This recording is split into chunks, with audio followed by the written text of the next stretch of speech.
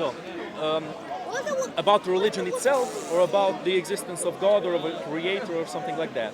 So your belief about, say, your position of agnosticism, if you define what it is and whether you think it's the right position. Right, agnosticism. Agnosticism, for me at least, is to realize that there's a possibility of the existence of God, because it's not something that can be disproven, but that it also can't be proven.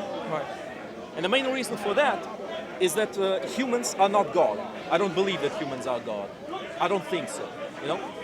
So a finite human being, even if God exists, even if an absolute being like God exists, he cannot assert the existence of God, no matter how much he tries, no matter which ways, which proof is brought to him. You know.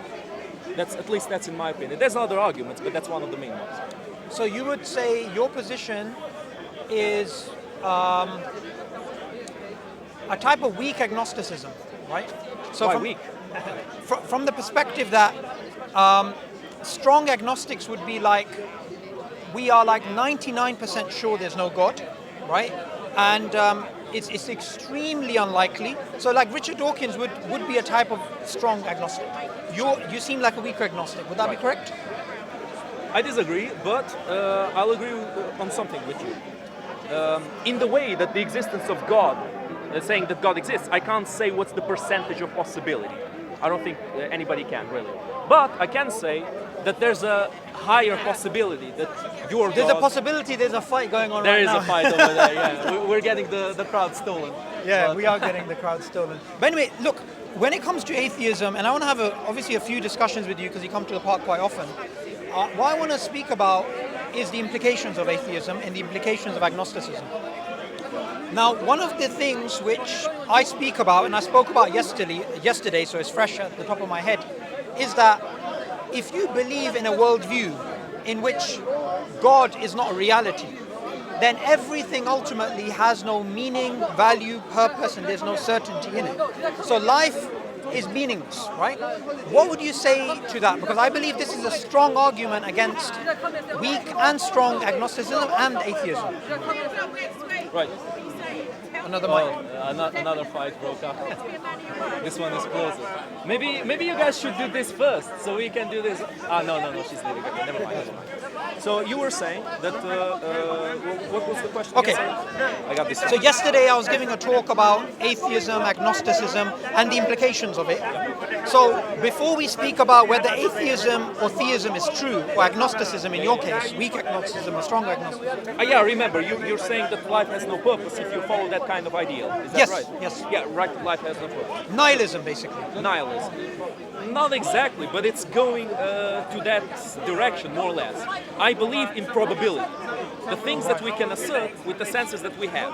I don't believe our senses are perfect, but with our senses we can assert somewhat the probability of the world that is around us. Of course, we can still be mistaken in it, but we can achieve certainty, even if it's limited to us as finite beings, you know?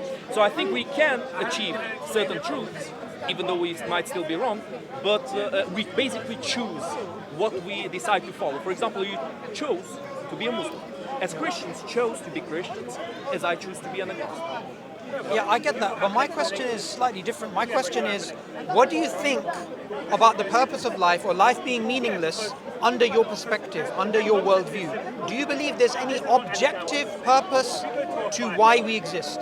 There can be, but I don't think people can assert that with certainty, because again, they're finite. Okay, so what would you say is the purpose of your life? Of my life. Very good question. So, the purpose of my life, I chose many different objectives in my life to be my purpose. You know, let's say one of them is to have children, one of them is to keep living. So it's like a Darwinian purpose. More or less. I mean, look, humans are also animals, except that humans are much more developed animals. The basic animal needs is actually something that religion helps a lot with, because religion gives organization in a society, gives purpose to people who find themselves as purposes. You know, I see lots of youths these days saying, "Oh, you know, I never want to have kids, I never want to marry, I never want to have any of that, because it's bullshit. I just want to keep living the life as it is." I don't agree with that. So you're kind of saying religion, and this goes into my favorite area. Yeah. Religion promotes, in a way, reproduction and survival yeah, and these types of things. Okay. It's So, useful, yeah. would you say for you, religion is an evolved adaptation for us to survive? That's a good question. Yes and no. So That's the best answer. yeah, because in a way, Safest. yeah, no, but look, I'll explain why. I'll explain. Sure. In a way, it is, but in a way, it isn't. Religion is very good for. Okay, look, this is going to be very controversial. I know I'll get lots of people angry because of this, but I don't see I don't see the world the same way that religious people do. I see the world as two ideologies, opposing ideologies. There's the ideology of the wolves, and there's the ideology of the sheep. And the religion is for the sheep.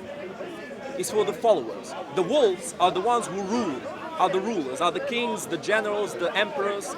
They don't care about religion. They use religion to create purpose for the sheep, to fight for their ambitions. So, So it's useful to organize humanity. correct me if I'm wrong. So that idea of Marx, as in religion is the opiate of the masses. Yeah, I don't agree with it. You don't agree with it? No, I don't. Okay, but you're saying religion is a way of just controlling people? Yes.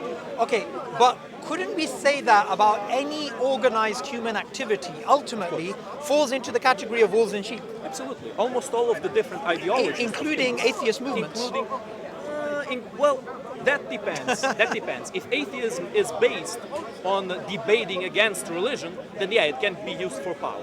If atheism is simply the act of not being religious and not even speaking about religion, then I don't see how that can be used to achieve power. But the same thing applies to religion. So someone is religious, but they're not imposing on someone else. But like what you said about wolves and sheep is, let's apply this to secularism or liberalism, or even communist China, right? So you have these ideals that people believe in, and they impose these on society. And for them, they are the wolves and the people are the sheep.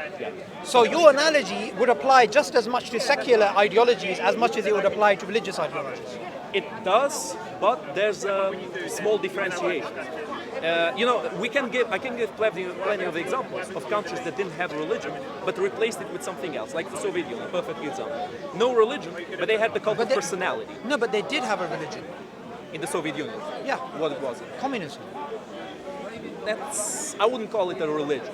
Okay, let's go with the definition of religion. I'm going to give you a definition. I guess if you want to go with semantics, you could compare it to religion.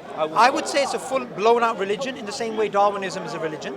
Because religion ultimately is a term which you can apply to a worldview which subscribes to something supernatural or does not subscribe to something supernatural. It could even refer to beliefs and values which are unjustified, which people hold on to. So for example, when we look at liberalism is also a religion because it's based upon the assumption, the Hobbesian assumption of human nature, which is unprovable. And when it comes to Darwinism, this is even which academics have recognized that it's actually a religion. Apart from being a scientific theory, it's also a religion.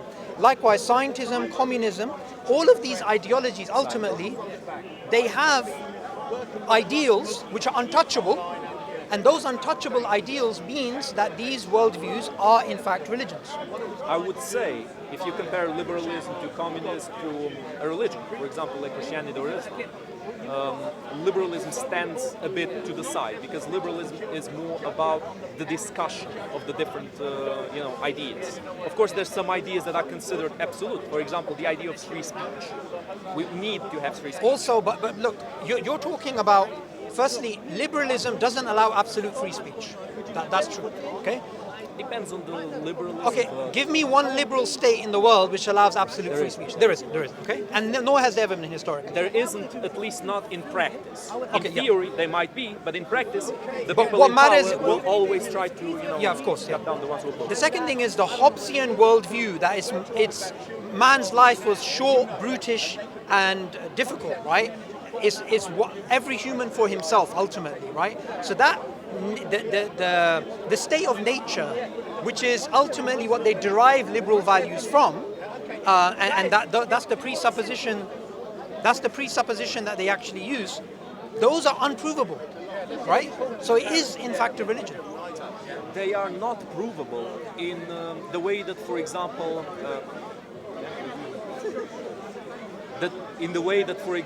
a chemical reaction is. It's not as clear as that. But Yeah, because we're speaking about values here. Values you could never prove in the same way. yes, you can't prove values as an absolute, but you can prove values as function, and that is what I strive for. It's functionality in a society. Okay, so I don't agree with that. Let's think about this. So give me an example of values which are provable through function. Bravery, Bravery. yes. Okay. Loyalty, Okay. Would you say loyalty and bravery is good? yes. Okay. Let's add something to it. Would you believe? Would you say I that? know where you're going. Yeah, we're headed in that direction. Go on. Yeah. So would you say truth is also something good? Yes, it's good. Okay. Now all of these value claims are something which you have to presuppose, but Yes. not something you can prove. Yes. They don't have an absolute justification, but I would say that they're good because they're functional. Because through history, they have been proven to work. You know, in a society, What do you mean by work? to work to get humans into a cohesive society. Right. That means maximizing pleasure, basically.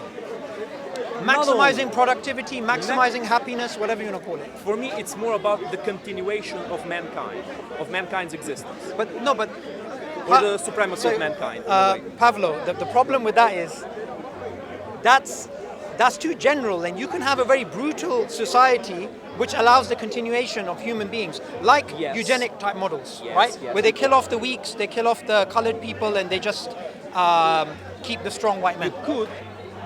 Why white? I said eugenics. Oh, eugenics doesn't necessarily need to be about whites. But yeah, look, No, I would say. but the people behind the eugenics movement, the social Darwinists, they believe the whites to be the most superior. That's why I said it. Sure. But look, I would argue that that is not beneficial overall for humanity because there's plenty of people that don't fall under the, for example, perfect body shape, blah, blah, blah, condition that they want, and that can be very useful for humanity. Stephen Hawking is the best example. He's a cripple. He can't No, move, he but can't do anything, but from, he's a genius. okay. So from your perspective of agnosticism, why is the life of Stephen Hawking more important than the life of, say, that Christian preacher over there? Than the Christian preacher. Well, if you, in which way, in which situation are you located? Under your agnostic worldview, why would Stephen Hawking be more important than that preacher? Than the preacher. Or anybody, or even Than this, him, even or that you, tree, or me, or anyone or here, even really. that fly that was flying around us. Well, he's definitely more important than the fly, but that's another No, discussion. no, actually, why? Why is he more important than the fly? Why is he more important than the fly? For me, and for us, and for humans, For, he is. under your worldview of agnosticism. Yes, for me, for humans, for us overall, he's more important. Because if, let's say, you die, I mean, some things will change, of course. The people who you are friends with, your family, blah, blah, blah, everybody will mourn probably. Some things will be lost. But it won't be the same loss as if Stephen Hawking died. I mean, he did die already. I know that he died. But if he died But before, that's purely he invented subjective. the things that he I mean, found. I can imagine a lot of It is, Christians more or less. looking at him dying and saying, "Well, good riddance."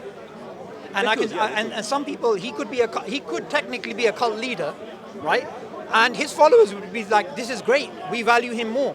So what I'm trying to get at is that under your worldview, there is no difference between, say, a fly and Stephen Hawking. Yes, there is. How? Because for me, he's better. And for humans, I would argue. I would give Better, my better arguments that he's objectively. Better as objectively as I can get.